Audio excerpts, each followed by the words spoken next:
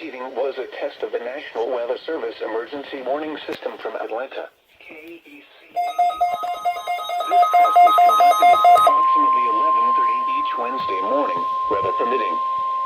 If this had been an actual emergency weather situation, the warning alarm would have been followed by an actual watch or warning.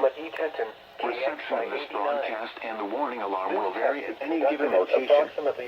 This variability, normally more noticeable at greater distances from the transmitter, will occur even if you are using a quality receiver in perfect working order.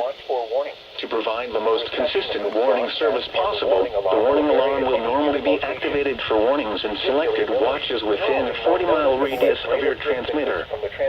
This area includes the following counties in the Atlanta listening area: Cherokee, Clayton, Cobb, DeKalb, Douglas, Fayette, Forsyth, Fulton, Gwinnett, Henry, Newton, Rockdale, and Walton.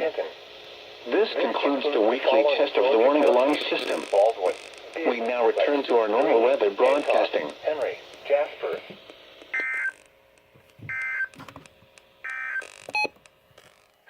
Oliver and Walton. This concludes the weekly test of the warning alarm system. We now return to our normal weather broadcasting.